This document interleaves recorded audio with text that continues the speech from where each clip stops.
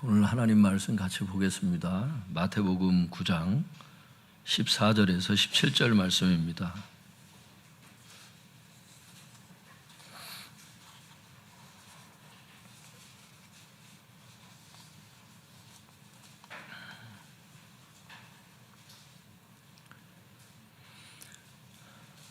마태복음 9장 14절에서 17절 말씀까지입니다. 제가 한 절, 우리 성도님들이 한 절 교독하겠습니다. 제가 먼저 14절 읽도록 하겠습니다. 그때의 요한의 제자들이 예수께 나와 이르되 우리와 바리새인들은 금식하는데 어찌하여 당신의 제자들은 금식하지 아니하나이까?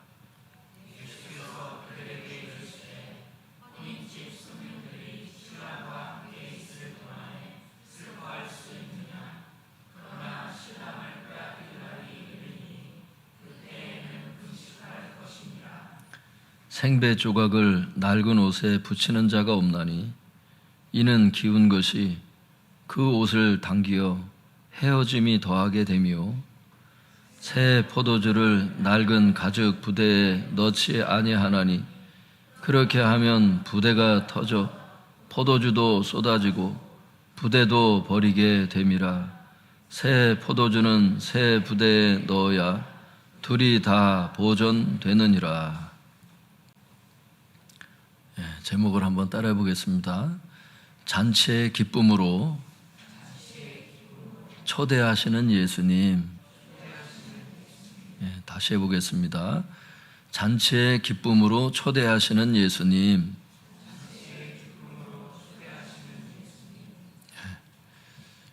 주님께서는 우리에게 잔치로 초대하십니다. 근데 이제 오늘 소위 영적이라고 하는 사람들이 주님께 슬픔의 금식을 하지 왜 이렇게 잔치를 하냐고 그것 때문에 이제 시험 든 사람들이 있었어요. 근데 주님께서는 잔치의 기쁨을 주고 싶어 했는데 사람들은 자꾸 금식의 슬픔을 찾으니까 지금도 그래요. 주님께서 오셨는데도 자꾸 슬퍼해. 그래서 옛날에 그 세례 요한의 제자들이 했던 것처럼 똑같은 짓을 하는 성도들도 많아요. 주님께서 슬퍼하세요. 해답이 우리 마음에 다 와 있는데 그분이 와 계신데 여전히 금식의 슬픔 속에 사는 자들이 너무너무 많은 거예요. 불신자가 그렇게 하면 이해가 되는데 예수님이 심중에 오신 사람들까지 그렇게 사니까 주님께서 얼마나 슬퍼하시는지 몰라요. 세상을 다 잃어버린 사람처럼 막 사니까 예수님은 도대체 뭐냐 이거예요. 우리 가운데 오신 예수님은 도대체 뭐냐 이거예요. 그것에 대해서 주님께서 말씀하시기를 복음에 합당한 새로운 가치관으로 살아야지 옛날에 그 바리새인들이 가졌던 그런 가치관으로 살면은 안 된다는 것을 말씀하시는 거예요. 그래서 오늘 잔치의 기쁨으로 초대하시는 예수님에 대해서 우리가 한번 보겠습니다. 마태복음 9장 14절 시작. 그때 요한의 제자들이 예수께 나와 이르되 우리와 바리새인들은 금식하는데 어찌하여 당신의 제자들은 금식하지 아니하나이까? 주님께서 이제 오늘 이 말씀을 왜 하시는지를, 이걸 성경에 왜 기록을 하셨는지를 알려면은 이제 한 문장 문장을 잘 알아들어야 예수님께서 진짜 이것 때문에 이 말씀을 성경에 기록하신 거구나, 이걸 깨달을 수 있거든요. 여기 14절에 그때라고 하는 그 배경 설명을 이제 알아야 되는 거예요. 그때가 어느 때인데 그 상황 속에서 어떤 말씀을 하셨나, 그거를 이해해야 되니까 이 그때라고 하는 게 중요하단 말이에요. 이게. 성도들은 이제 여기에 이제 집중을 잘 안 할 수 있죠. 그냥 자기가 원하는 말씀만 자꾸 은혜 받으려고 했는데 그게 아니고 어떤 배경에서 말씀하시는지 그 줄거리를 알아야 돼요. 이 그때라고 하는 것은 마태가 예수님을 위해서 큰 잔치를 베풀었어요. 자기 집에서. 큰 잔치를 베풀었는데 거기서 죄인들과 함께 잔치 식사를 하셨거든요. 그때를 얘기를 하는 거예요, 여기서. 주님께서는 그 큰 잔치를 혼인잔치에 비유하셔서 이제 오늘 말씀하시거든요. 그러니까 이 그때라고 하는 게 중요하죠. 근데 여러분, 이 마태가 예수님을 위해서 큰 잔치를 베풀었을 때 죄인들만 있었던 게 아니에요. 물론 예수님의 제자들도 있었죠. 근데 바리새인들이 거기 있었잖아요. 그 지난 시간에 했던 거예요, 그게. 바리새인들이 이제 한마디 했죠. 왜 죄인들하고 식사했느냐 하면서 예수님을 비판했죠. 그때 예수님께서 말씀하시기를 나는 죄인들을 제자로 초청하기 위해서 왔다 하면서 당신의 그 메시아 사역을 하기 위해서 오셨다는 메시아 사역에 대해서 얘기를 하는 거예요, 이게. 그렇게 했는데 그 잔치 자리에 세례 요한의 제자들도 있었거든요. 그 문맥을 통해서도 알 수 있고 다른 성경을 통해서도 이제 알 수 있는데 성경을 면밀히 읽어야 그게 보여요. 그냥 보면은 아니 갑자기 세례 요한의 제자들이 어디서 나타났지? 이런다니까? 그게 아니에요. 세례 요한의 제자들도 그 잔치에 있었어요. 거기서 예수님이 이제 잔칫날 같이 막 밥을 먹고 막 하니까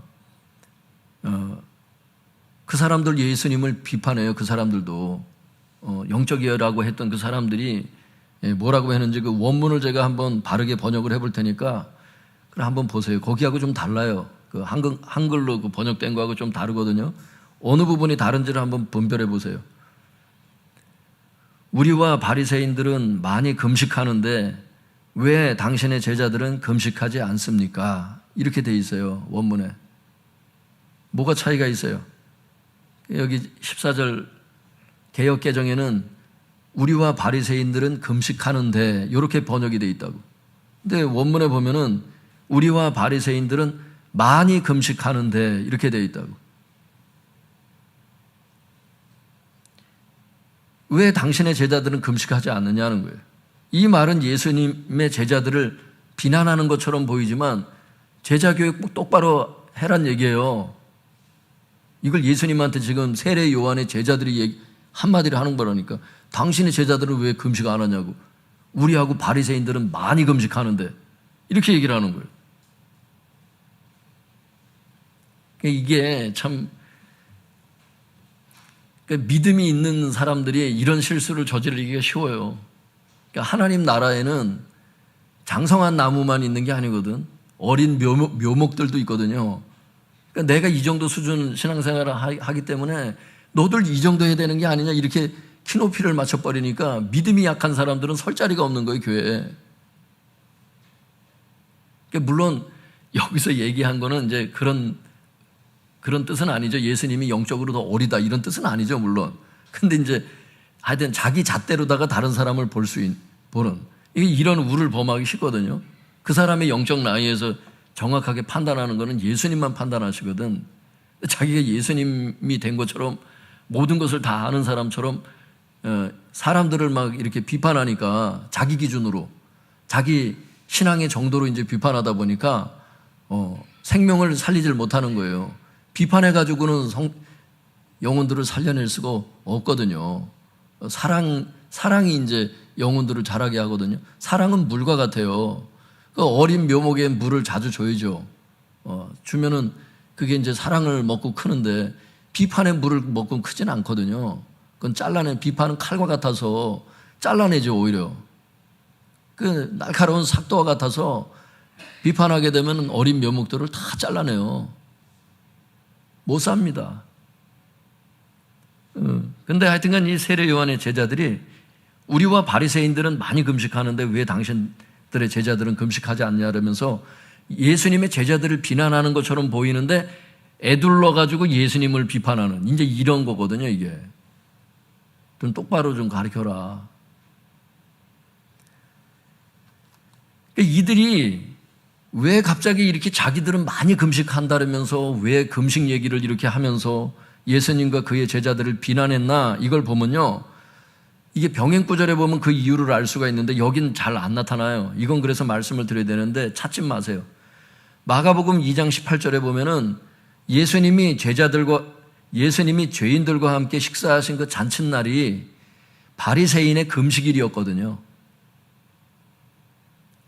성경에 보면은 금식이 나오죠. 근데 여기 아까 말씀드렸잖아요. 우리와 바리새인들은 많이 금식하는데 왜 당신의 제자들은 금식하지 않습니까? 여기서 많이 금식한다는 것은 성경의 금식이 아니에요. 왜냐하면 그 구약에 금식하라고 말씀하신 하나님의 말씀을 찾아보면 레위기 23장 27절 하나거든요. 속죄일 금식 단 한 번만 시켰어요, 하나님은. 근데 인간들이 만들어서 금식일을. 그러니까 경건을 위해서 만들었죠. 하나님을 더 잘 믿으려고 만들었어요. 그런데 이제 이게 해가 되는 거야. 그래서 여러분 성경에 찾아보면 바리새인하고 세리하고 주님 앞에 나아가서 기도할 때 우리는 일주일에 2번씩 금식합니다 하면서 자기 의를 자랑할 때 바리새인들은 2번을 금식했거든요. 일주일에. 월요일하고 목요일 되면 그날은 싹 금식해서. 여러분 일주일에 한 이틀씩 여러분 꼬박꼬박 365일 동안에 매주일 52주를 그렇게 여러분 금식할 수 있겠습니까? 그런데 이 내용을 보면 바리새인들이 그렇게 금식 기도를 했고요. 그 다음에 우리와 바리새인들은 많이 금식하는데 이렇게 세례 요한의 제자들이 얘기하는 걸 볼 때 금식에 있어서는 세례 요한의 그 제자들도 바리새인과 똑같이 바리새인의 그 금식 규례를 따랐다는 걸 알 수 있어요. 근데 성경에 보면 예수님이 율법을 폐하러 오시지 않았거든요. 그러니까 예수님께서 금식을 하시긴 하셔요. 근데 그걸 어떻게 하셨느냐? 속죄일 하루만 하신 거예요, 주님은. 그러니까 많이 한다고 좋은 게 아니야. 성경에서 원하는 그 한 가지를 정확히 해야 돼. 그러니까 예를 들어서 이런 거야. 저는 목사님 감사 예물을 주님 앞에 많이 드립니다. 그렇기 때문에 11조 안 해도 됩니다. 이렇게 하면 안 돼. 감사 헌금을 어느 정도 하더라도 조금 줄여서라도 11조, 그러니까 성경에서 하라는 걸 제대로 해야 된다고.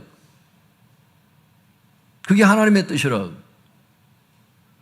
근데 이 사람들은 바리새인의 이 금식 규례는 금식을 많이 하면 하나님 좋아하실 줄 알고 정확하게 속죄일에 한 번 하라 그랬으면 한 번을 하면 된단 말이에요. 이 자기 의에 사로잡혀서 우리와 바리새인들은 많이 금식하는데 너희들은 왜 금식 안 하냐고 이런 잣대로다가 예수님을 공격한 거예요. 그런데 예수님은 놀았던 게 아니에요. 성경에 보면 마태가 베푼 그 잔칫날에 주님은 이어지는 말씀을 보면 어떤 내용이냐면 혼인잔치에 비유하셔서 내가 함께 있을 때 금식의 슬픔은 어울리지 않는다는 거예요. 거기에는 예수님 자신이 신랑인데 교회의 신랑인데 신부된 교회가 신랑을 만났을 때 거기서 금식하는 게 적합하냐? 이걸 말씀하시는 거거든 주님은. 근데 못 알아보니까 이 사람들이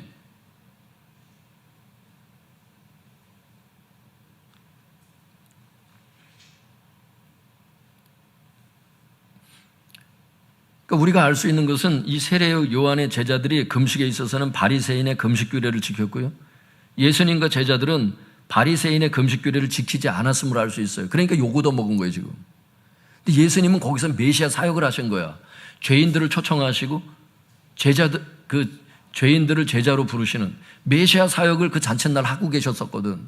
근데 이 사람들이 자기 바리새인의 금식 규례의 가치관으로 볼 때는 그들의 그 삶의 방식으로 볼 때는 예수님이 잘못된 거예요. 근데 예수님 말씀하시는 거예요. 그런 구태의연한 삶의 방식으로 봐가지고는 메시아의 사역을 니네가 담을 수는 없다. 그걸 이제 새 포도주와 이제 그걸 담을 수 있는 그릇에 이제 그 부대에 이제 가죽 부대에 비유해서 이제 주님 말씀하시는 거죠. 그런 삶의 가치관으로는 너희들이 나를 용납하지 못한다는 거예요.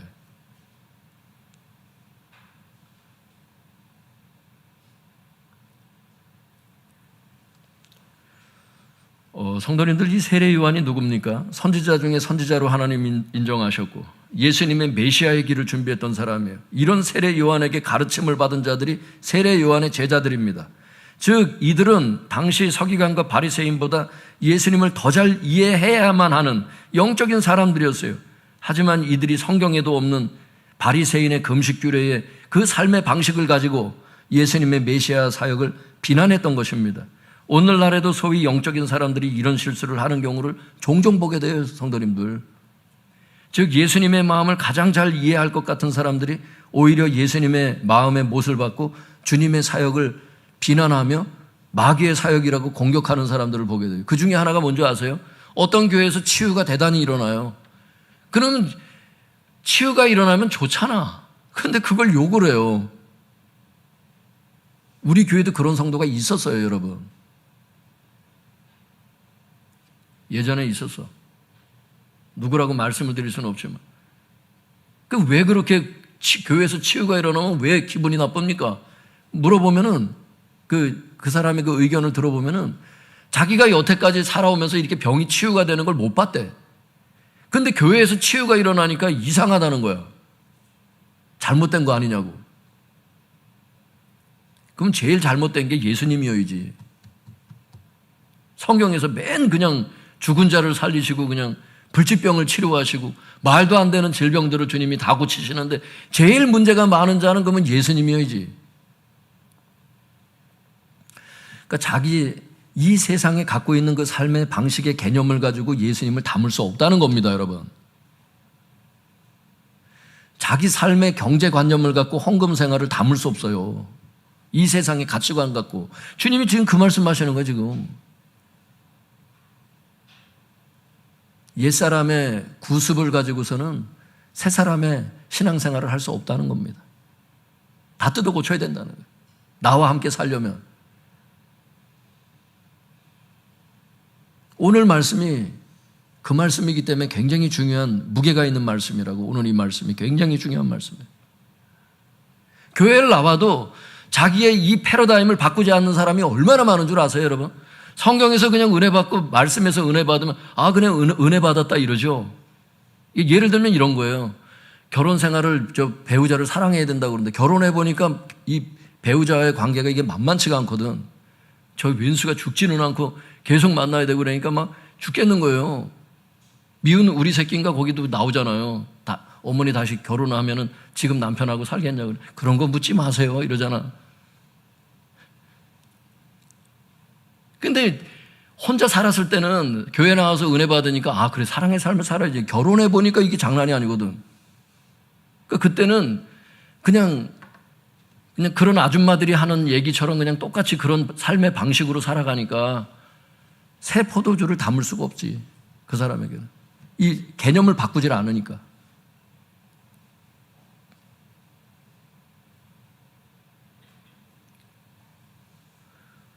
한 가지 또 이런 게 있어요. 예수님은 치유하시길 원하시고 예수님은 채찍에 맞으사 우리를 이미 낫게 하셔서 이 가치관을 안 받아들여. 아까 그 어떤 분처럼. 메시아 사역을 받아들일 수가 없어. 그 사람은. 그러니까 주님과 함께 사역을 감당할 수가 없지. 그런 사람은. 같이 걸어갈 수가 없어요. 동행이 안 됩니다. 옛날에 가지고 있던 그 사고 가지고서는 새 포도주를 담아낼 수가 없어. 되게 무서운 얘기예요, 지금 오늘 이 말씀이. 성경에 그게 많이 나와. 왕을 바라볼 때, 대통령을 바라볼 때 어떻게 바라봐야 된다고 성경에 기록되어 있어. 그런데 이 땅의 가치관은 뭐예요? 권위자들을 끌어내리고 좀 실수하는 것 같으면 다 욕해버리고 자기가 싫어하는 당에서 대통령이 되면 그냥 다 그냥 비판의 칼날로 다 베어버리고 그런 삶의 가치관을 가지고 그런 구태의원의 그런 바리새인의 삶의 가치관을 가지고서는 포도주를 담을 수 없다는 겁니다. 나의 잔치에서 함께 즐거워할 수 없다는 거예요. 맨날 금식의 슬픔만 있다는 거예요, 너의 삶에는. 여러분 무섭더라고, 이 말씀을 이렇게 깨닫고 나니까. 여러분은 어떤 분이십니까? 성경에서 말씀하시면은 그 말씀이 진리인 줄 알아서 그동안 여러분들이 세상에서 배웠던 지식과 학교에서 배웠던 지식과 부모에게 물려받은 이 삶의 유산들이 성경과 대치될 때는 성경의 가치관을 받아들이십니까? 그래야 나와 함께 잔치자리에 있을 수 있다는 얘기를 하시는 거예요, 주님이. 그리고 여러분 끝까지 겸손하셔야 돼. 세례 요한의 제자들이 이렇게 타락해. 이때가 아직 세례 요한이 붙잡히고 아직 죽지 않았을 때였거든요. 성경을 보면. 그런데도 이 짓을 하고 있어요. 자기 스승은 예수님을 위해서 그렇게 죽을 각오를 하고 그렇게 자기 목숨을 내대고 그렇게 사역을 하는데 세례 요한의 제자들이라고 하는 사람은 그 메시아를 욕하고 있으니, 스승은 메시아기를 준비하고 예비한 사람인데 제자들은 메시아 사역을 회파하는 사람들이니 여태 스승한테 뭘 배운 거야?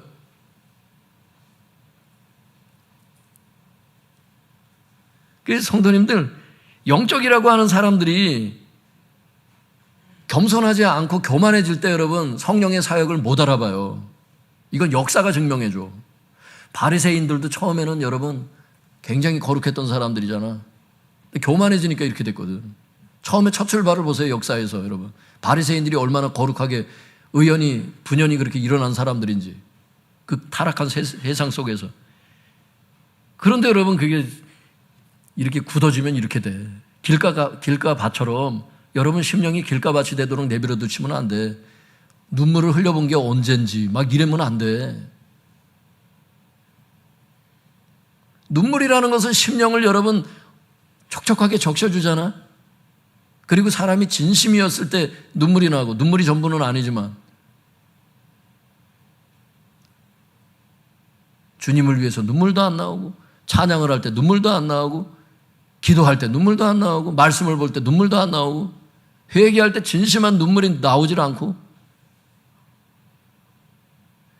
마음이 가물었다는 뜻이에요. 마음이. 그래도 한 1년에 한 2차례는 울어야 되거든. 2차례는 그냥 말씀드리는 거고. 지금 이게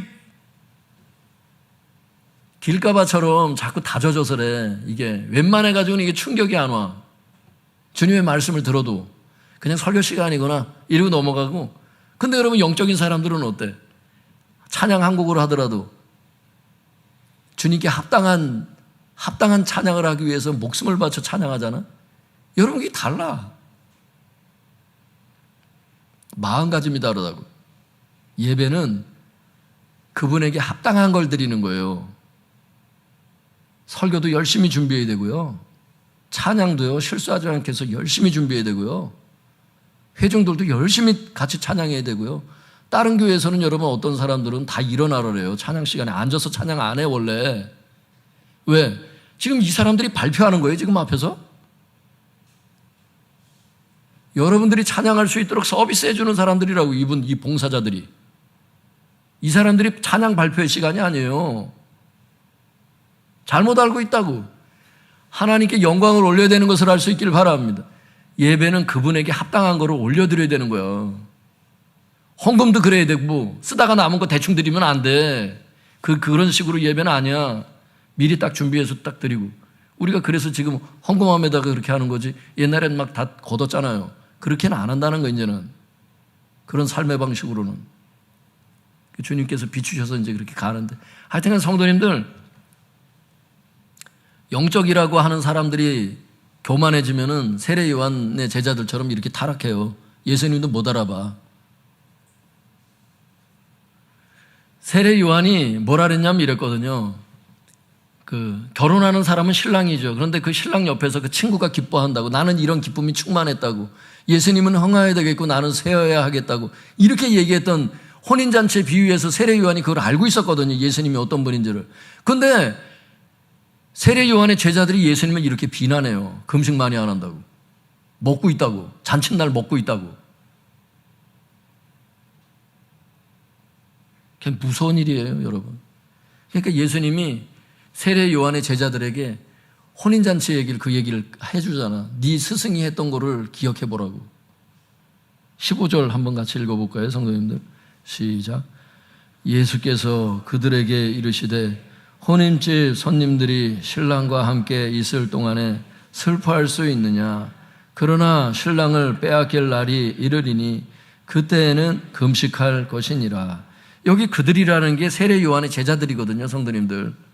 예수께서 그들에게 말씀하셨다는 거예요. 세례 요한의 제자들에게 말씀하셨다는 거예요. 뭐라고 말씀하셨죠? 혼인집 손님들이 신랑과 함께 있을 동안에 금식의 슬픔이 적합하냐, 그 말씀하시는 거예요. 그러나 신랑을 빼앗길 날이 있지, 그때에는 금식할 거라고. 제자들이 신랑을 빼앗길 날이 언제예요? 예수님의 십자가 대속의 날을 얘기를 하는 거예요. 그때에는 금식할 거라고. 정말 금식하잖아요. 근데 지금은 금식의 때는 아니라는 거예요. 왜? 신랑이 함께 있으니까.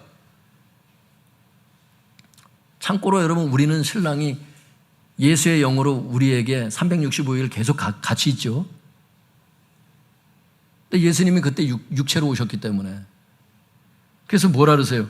혼인집 손님들이 신랑과 함께 있을 동안에 슬퍼할 수 있느냐? 슬퍼할 수 없다는 거예요. 잔치의 기쁨으로 살아야 된다는 거예요. 예수님이 오셨을 때는. 이게 성도라는 거예요. 여기에 대해서는 금요일 날 다시 설교를 해야 될 겁니다, 아마. 이걸 다 설교를 할 수가 없으니까. 근데 성도님들 보세요. 예수님이 지금 어쨌든 육체로 초림하셨고 제자들과 지금 잔치자리에서 같이 식사하는 그게 주님이 보셨을 때는 메시아의 혼인잔치에 비유할 수 있다는 걸 말씀하시는 거예요. 그때 혼인집 손님들이 신랑과 함께 있을 동안에 슬퍼할 수 있느냐, 이게 무슨 뜻이냐면요, 혼인집 손님들이라는 게 원어를 찾아보잖아요. 신랑의 친구들 이렇게 되어 있어요. 신랑의 친구들, 그러니까 예수님의 제자들, 성도들을 신랑의 친구들이라고 이렇게 해놓은 거예요. 주님께서 보실 때. 그러니까 신랑의 친구들이 신랑인 예수님 자신과 함께 있을 동안에 금식의 슬픔이 적합하지 않다. 다시 말해서 잔치의 기쁨으로 살아야 된다. 이 말씀을 하시는 거예요.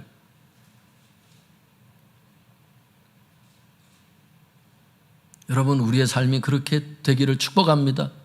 실제 그런 존재가 됐다는 거예요. 예수님이 내 마음에 오셨다는 거예요. 나와 함께 먹고 마시자는 거예요. 잔치라는 거예요. 문제될 게 없다는 거예요. 염려도 필요 없다는 거예요. 두려움도 필요 없다는 거예요. 왜? 목자가 함께 계시니까. 신랑이 함께 계시니까. 만왕의 왕, 온 세상을 창조하신 창조주가 나와 함께 계시기 때문에 든든하다는 거예요. 든든한 걸 느끼는 사람이 슬퍼할 수는 없지. 그걸 얘기를 하시는 거라고.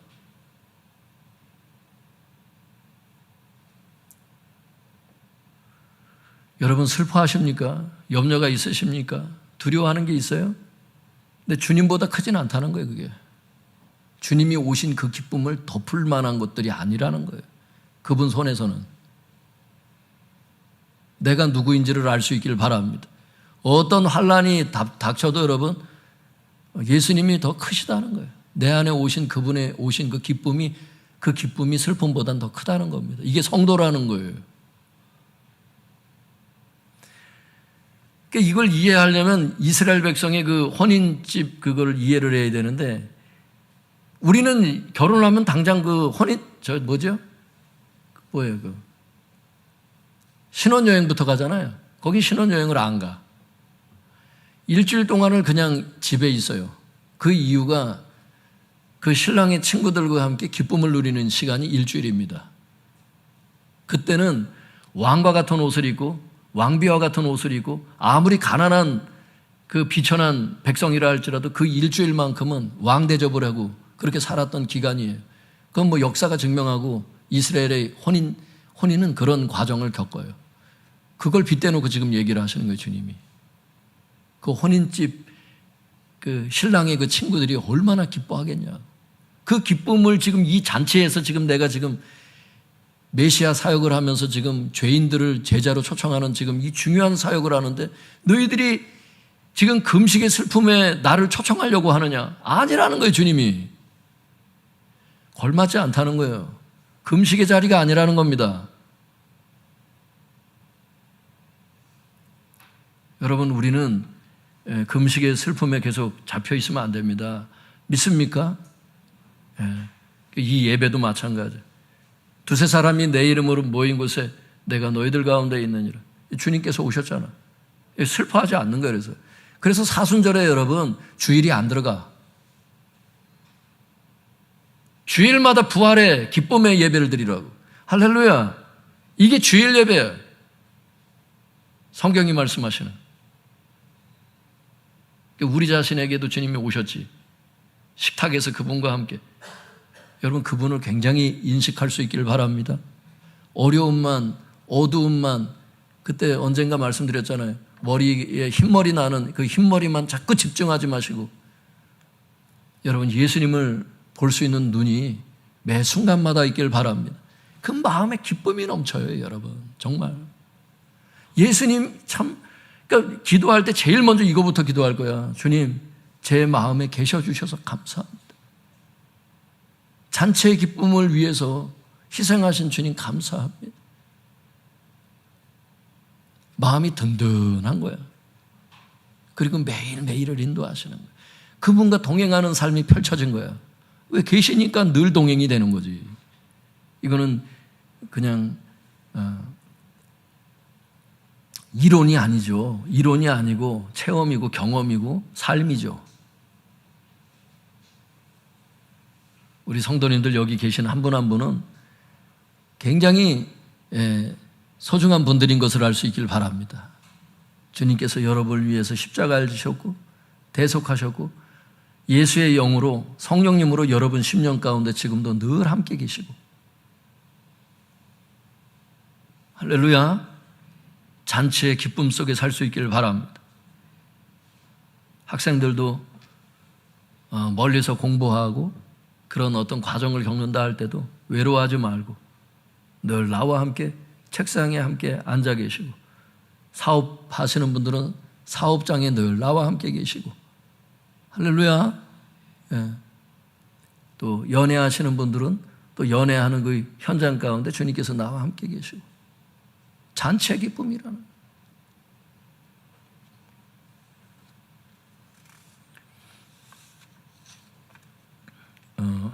주님께서 이 혼인잔치 얘기하시면서 같은 맥락에서 이제 9장 16절에 다시 한번 말씀하세요. 한번 같이 읽어볼까요? 시작. 생배 조각을 낡은 옷에 붙이는 자가 없나니 이는 기운 것이 그 옷을 당겨 헤어짐이 더하게 되며. 성도님들, 생배 조각이 뭔 얘기인지를 알아야지 이게 이 구절이 이해가 되잖아요. 생배 조각이라고 하는 것은 뭐냐면 생배, 그러니까 한 번도 세탁이 되지 않은 천 조각을 얘기하는 거예요. 한 번도 세탁을 해본 적이 없는 천 조각을 얘기를 해요. 그러니까 이런 생배 세탁을 안 했던 천의 특징은 뭐냐? 빨래를 하게 되면 이게 오그라드는 거야. 근데 낡은 옷은 어떤 거예요? 낡은 옷은 세탁을 너무 많이 해서 더 이상 오그라들 게 없어. 그러니까 결론은 뭐냐? 생배 조각을 낡은 옷에 붙이는 자가 없지요. 그렇게 붙이면 안 되지. 왜? 더 이상 줄어들지 않는 낡은 옷에 생배 조각을 꿰매어가지고 같이 붙여놓게 되면은, 세탁을 하게 되면 어떻게 돼? 생배 조각이 이렇게 당겨가지고 낡은 옷이 더 망가진다는 거예요. 따라서 생배 조각은 낡은 옷에 붙이면 안 된다는 거죠. 그러니까 여기서 생배가 의미하는 게 뭔가? 그러니까 생배하고 낡은 옷은 공존할 수 없다, 그 얘기를 하는 건데, 생배는 메시아 사역을 얘기하는 거예요. 죄인을 부르시는 메시아 사역, 혼인잔치의 메시아 사역, 이런 메시아 사역을 지금 주님이 지난 시간부터 하시는 거라고. 지금 낡은 옷은 뭐예요? 바리새인의 금식규례를 얘기하지 지금 문맥에서. 그러니까 무슨 얘기냐? 16절은 메시아 사역과 바리새인의 금식규례는 공존할 수가 없다는 걸 얘기를 하는 거예요. 세탁물처럼 안 된다는 거예요. 그 예수님과 함께 하려면 그러면 어떻게 되느냐? 바리새인의 금식규례의 삶의 방식을 버리고 메시아 사역의 삶의 방식으로 전환해야 주님과 함께 사역하고 걸어갈 수 있다는 뜻이에요. 즉 주님이 그 세례 요한의 제자들에게 결단을 촉구하시는 거지. 어떤 의미에서? 알아들으라고. 그런 의미라고 이게. 자꾸 예수님의 사역을 비판하려고 하지 말고 너희들의 삶의 방식을 돌아보라는 거예요.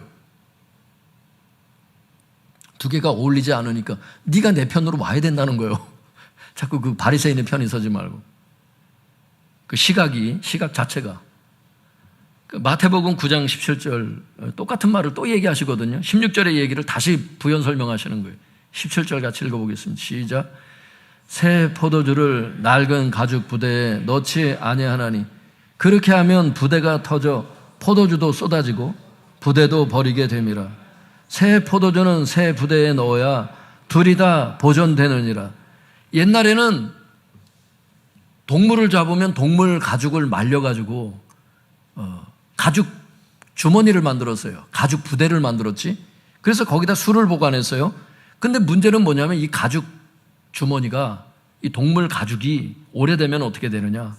딱딱해져가지고 신축성이 없어요.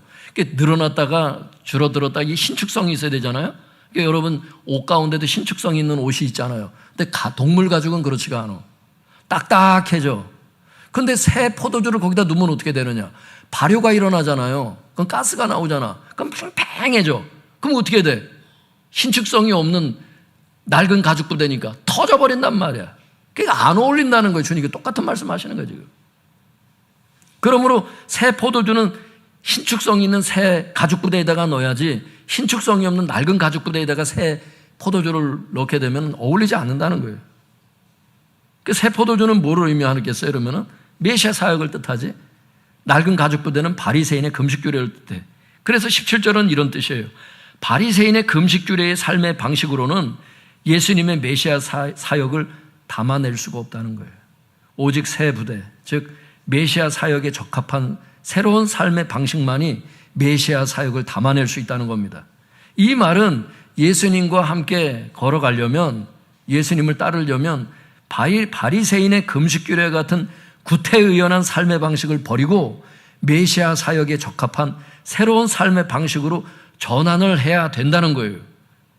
이걸 세례 요한의 제자들에게 지금 알아들으라고 얘기하는 거예요. 나와 함께 걷는 자가 되라고.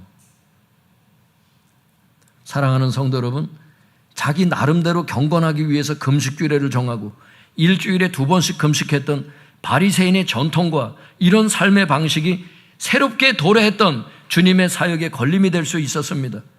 경건하고자 했던 사람들의 그 전통과 삶의 방식이 주님을 대적할 수 있었다면 경건하지 않는 이 세상의 많은 전통과 삶의 방식이 주님의 그 사역과 대치되는 것들이 얼마나 많겠는가, 이런 생각이 들더라고.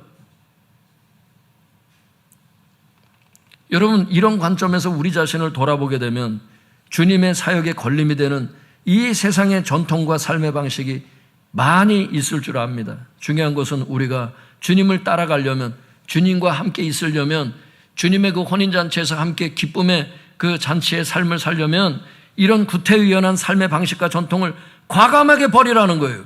그리고 말씀에 합당한 새로운 삶의 방식으로 우리가 전환을 해야 된다는 겁니다. 가치관을 변화시켜야 된다는 거예요.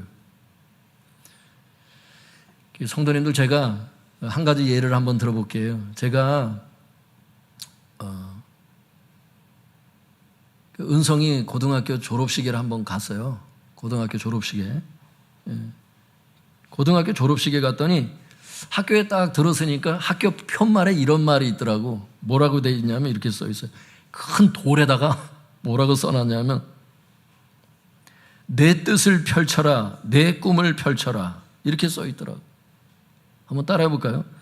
내 뜻을 펼쳐라, 내 꿈을 펼쳐라. 겉으로 볼 때 아주 그럴싸하더라고. 그게 옛날에도 그 노래가 있었거든요. 내 꿈을 펼쳐라, 이런 노래가 있었어요, 예전에. 내 뜻을 펼쳐라, 내 꿈을 펼쳐라. 큰 돌에다가 그냥 그게 딱 써 있는 거예요. 이것이 세상의 삶의 방식이더라고. 왜냐하면 그걸 딱 보는데 제가 어떤 생각이 딱 드냐면, 제가 곧 그 졸업식 갔다 와서 이걸 써놨어요, 일부러. 제가 설교하려고 쓴 게 아니고, 야, 선생님들이 저렇게 가르치는구나. 그게 중요하니까 써놨겠죠. 근데 주님은 뭐라 그러냐면, 주님은 저에게 그러시더라고. 너의 뜻이 아닌 나의 뜻대로 살아라. 너의 꿈이 아닌 그러니까 너의 비전이 아닌 나의 비전으로 살아라 이렇게 말씀하시거든 성경은. 근데 세상은 뭐라 그래? 내 뜻을 이루라는 거야. 내 꿈을 성취하라는 거야. 달라요 여러분. 정신 안 차리면은 그러니까 학교에서 그냥 선생님들이 가르치고 그냥 대학 나오시고 다 훌륭한 선생님들이니까 그냥 이렇게 배우다 그래 나의 삶의 목적을 이루자.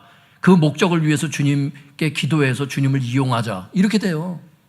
근데 주님의 말씀의 가치관으로 사는 사람은 어때? 아, 주님의 비전이 뭘까? 나를 이 땅에 세상에 보내신 주님의 뜻이 뭘까? 그 주님의 뜻을 이루어드려야지. 이게 이제 그걸 위해서 기도하는 거잖아? 얼마나 다른데? 성경에 어떤 인물이 자기 뜻을 이뤄요, 여러분? 요셉이 자기가 그 해와 달과 별이 자기에게 절하는 걸 자기가 만들어냈어요? 주님의 뜻이 그랬잖아. 주님의 비전을 이루는 겁니다. 믿습니까?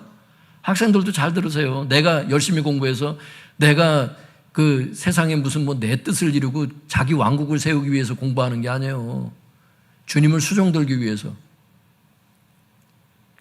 우리의 삶의 모든 여가, 재정, 모든 것이 다 주님의 뜻을 수종들기 위해서 필요한 것들이야. 다. 우리가 사는 목적도 그렇지. 이제 뜻을 다 이루면 주님 데려가시겠지. 근데 주님의 뜻을 잃어보기도 전에 데려가는 사람도 있죠. 시간을 많이 줬는데 말을 안 들어. 그래서 또 데려가는 사람도 있고 뭐 여러 가지가 이유가 있겠지만 우리는 여러분 전자에 속했으면 좋겠습니다. 그래가지고 이제 졸업식에 딱 들어갔더니 한 분이 이제 축사를 하겠대. 그 총동문회 이제 그 전체 이제 그 회장이 나와가지고 이제 축사의 말을 하는데 이렇게 축사를 하더라고. 여러분, 고등학교를 졸업하면 교과서도 없고 선생님도 없습니다. 부딪히는 모든 것이 교과서고 만나는 사람이 다 선생님입니다. 막 이렇게 가르치더라고. 그래서 멋있는 말이다 이랬는데 제 속에서 아니 그분이 큰 잘못을 했다는 뜻이 아니고 그러니까 예수님의 삶의 방식과 세상이 가르치는 삶의 방식의 그 어떤 식으로 이게 차이가 나는지를 잠깐 예를 들은 거예요. 그냥 멋있는 말로 보통 받아들일 수 있는 것들이 실제로 그렇지 않다는 걸 제가 지금 말씀드리려고 하는 겁니다. 여러분, 고등학교를 졸업하면 교과서도 없고 선생님도 없습니다. 부딪히는 것이 교과서요. 만나는 사람이 선생님입니다. 다 이렇게. 이게 세상의 삶의 방식이더라고. 성경은 뭐라고 얘기했느냐? 성경이 교과서라는 거예요. 성령님이 선생님이고. 여러분, 정치, 경제, 문화, 사회, 교육, 성경이 가리키는 것과 세상이 가리키는 차이가 얼마나 많은 가치관들의 차이가, 삶의 방식들의 차이가 있는 줄 아세요, 여러분? 이거를 새로운 새 사람을 입으래, 성경은. 옛사람, 구습을 쫓는 옛사람을 벗어버리고. 옛사람은 이미 죽었는데 뭘 벗어버려. 혼이 자꾸 그걸 따라가니까 하는 말이에요, 지금. 새 사람으로 살아가라는 거예요. 중생한 새로운 영으로 살아가라는 거예요. 죽은 옛 영으로 살아가지 말고. 우린 영인 것을 알 수 있길 바랍니다. 하나님도 영인 것을 알 수 있길 바랍니다. 영이 육체 가운데 살고 있는 것을 알 수 있길 바랍니다. 그 영으로다가 혼을 다스리라는 거예요. 혼은 뭐예요? 생각과 마음이잖아. 이 지정의잖아. 생각, 감정, 의지를 영으로 다스리며 살으라는 거예요. 믿습니까? 그게 새 사람을 입는 겁니다, 그게. 그러기 위해서는 어떻게 돼? 말씀으로 새롭게 변화를 받아. 이렇게 돼 있잖아. 오직 여러분, 크리스찬의 가치관, 예수님의 생각을 가르쳐주는 건 성경밖에 없으니까. 성경을 부지런히 읽고 여러분처럼 이렇게 꼬박꼬박 나오셔서 말씀을 자꾸 들을 때 뭐가 잘못된 혼의 생각인지 주님의 삶의 방식인지 이게 분별이 돼가기 시작해요, 여러분. 사람이 어떻게 살아야 성공적인 삶을 살고 결국 예수님의 삶의 방식으로 살았던 사람들이 주님께 칭찬받고 여러분 상급을 받기 때문에 분별이 되죠. 뭐가 세상의 삶의 방식이고 뭐가 구태여야 하는 삶의 방식이고 뭐가 메시아에 적합한 삶의 방식인지를. 할렐루야. 오늘 하나님께서 우리에게 큰 은혜를 주셨다니까. 이 말씀을 깨달을 수 있는 은혜를. 세상에 그냥 삶의 가치관으로 그냥 살아갈 수 있는 사람들을 주님께서 그 방법으로 자꾸 가면 안 된다는 걸 오늘 말씀하시는 거예요. 새 포도주는 새 부대에 담아야 된다는 거예요.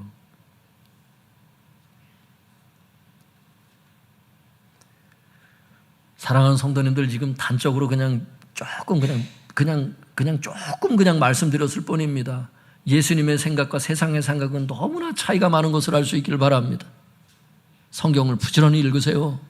시간 날 때마다 읽으세요. 게임 그만하고 성경을 읽으세요. 믿습니까? 부지런히 말씀을 들으세요. 여기 계신 어떤 성도님은요, 지나간 설교도 계속 다 듣는 사람이 있어요. 한 2번씩, 지금 벌써 이게 몇 년치가 쌓인 설교를 여러분 틈나는 대로 딴짓하지 말고 그런 걸 보는 거예요. 그런 거를 자꾸 나의 뇌를 성경의 뇌로 바꿔가는 겁니다. 이게 주님께서 뭘 말씀하셔도 그 주님께서 말씀하시는 사역이나 그 삶이 나의 이 뇌 속에 담을 수 있도록 세부대가 돼가는 거지. 믿습니까? 그겁니다. 바라기는 주님을 따르는데 걸림이 되는 이 세상의 구태의연한 삶의 방식과 전통을 버리시고 말씀에 적합한 새로운 삶의 방식으로 살아갈 수 있길 바랍니다. 그래서 궁극적인 혼인잔치에 들어가서 주님과 함께 잔치의 기쁨을 누리시길 바랍니다. 주님은 오늘 본문 말씀을 통해서 요한의 제자들에게 또 우리들에게 바로 이런 잔치의 기쁨으로 초대하시는 것입니다. 믿습니까? 예, 그렇게 하세요. 기도하겠습니다.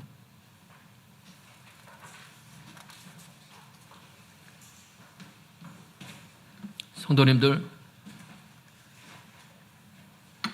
나에게 있는 비성경적인 삶의 방식과 가치관이 무엇인지를 비춰달라고 기도하세요. 주님, 내 안에 있는 비성경적인 삶의 방식과 가치관이 무엇입니까? 그래서 비성경적인 삶의 방식과 전통을 버리고 말씀에 합당한 삶의 방식으로 살게 하여 주옵소서. 그래서 궁극적인 혼인잔치에 들어가, 아니 이 땅에 사는 동안도 신랑으로 인하여 기쁨의 잔치를 누리게 하여 주시옵시고 잔치의 기쁨 속에 늘 거하게 하여 주시옵소서. 주여, 저 부르짖고 통성에서 기도하겠습니다. 주여.